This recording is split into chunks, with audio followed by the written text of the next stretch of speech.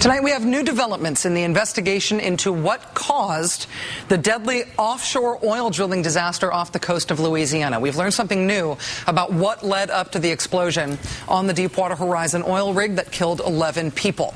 These new developments are not just about what was happening in terms of engineering on board the oil platform. They're about a specific decision that may have led to the explosion, to those 11 people's deaths, and to the still escalating disaster we are facing right now in the Gulf. The Deepwater Horizon, as you know, is a drilling rig. It was actually wrapping up its operation at this site when it blew up. After drilling very deeply to the oil there, the Deepwater Horizon was on its way out. Its job was essentially done. Transocean, which owns the Deepwater Horizon rig, and BP, which was leasing it to get to the oil, they were in the process of temporarily capping the well that they had successfully drilled there. They were closing it up. Remember, these offshore oil rigs are mobile. They move around, which is why they're flagged like ships. Deepwater Horizon had finished its job of drilling the well at this site. All it still had to do was safely close off the well, so that well site would be ready for another production rig to come in and re-tap what the Deepwater Horizon had already drilled. And that second rig would actually extract the oil. That's what was going on the day of the explosion. Deepwater Horizon was due to sail away to drill somewhere else after safely closing up the well they'd drilled so somebody else could reopen it. But that is when the explosion happened, when they were in the process of temporarily closing it up after they had drilled it. Last night, in interviews with one of the last people to escape the rig and an engineer investigating the accident for the government, the news show 60 Minutes uncovered and explained a key decision about how to close up that well, a decision made by BP that may tell us why it blew up. Check this out. Williams says that in a drilling accident 4 weeks before the explosion, the critical rubber gasket called an annular was damaged, and pieces of it started coming out of the well. Here's why that's so important. The annular is used to seal the well for pressure tests, and those tests determine whether dangerous gas is seeping in. So if the annular is damaged, if I understand you correctly, you can't do the pressure tests in a reliable way.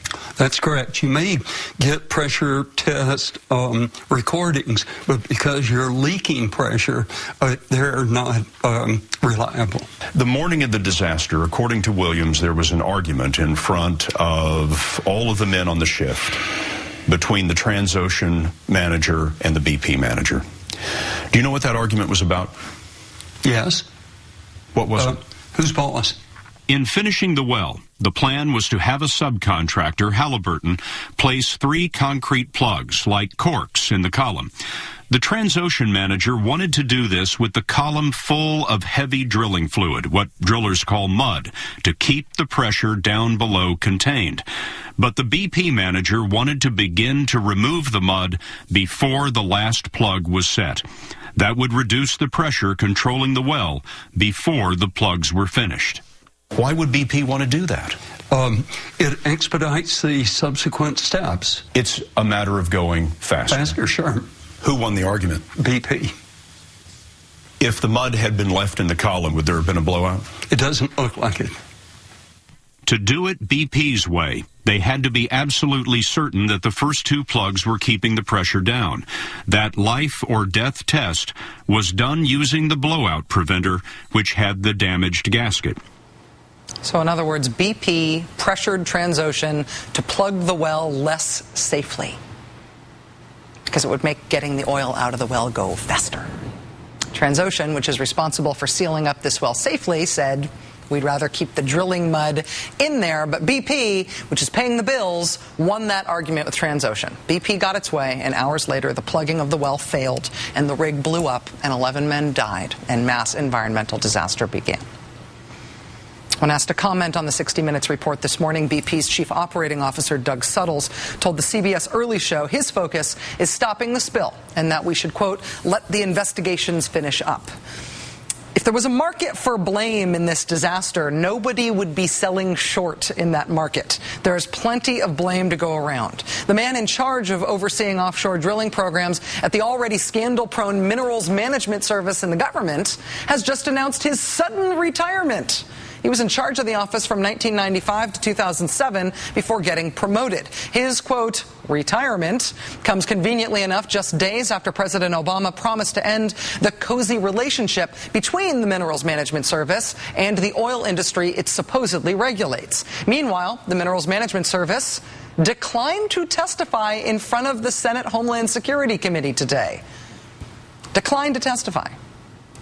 The reason this is important is not because this is hindsight. This is not looking back. This is not trying to find the right lessons learned from a disaster that's in the past.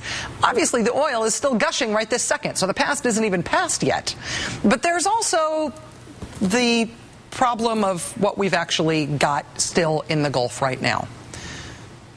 What we've got right now is, for example, this. This is not an archival photo of the Deepwater Horizon rig before it exploded and sunk. This is now. This is Atlantis. This is 100 miles further offshore than Deepwater Horizon was. It is drilling in water that is more than 2,000 feet deeper than the water that Deepwater Horizon was drilling in. A former BP subcontractor turned whistleblower says BP never reviewed the final design documents for systems and equipment on the Atlantis rig, the photos of which we were just showing you. That means they never confirmed that the rig's equipment was actually built how it was supposed to be built.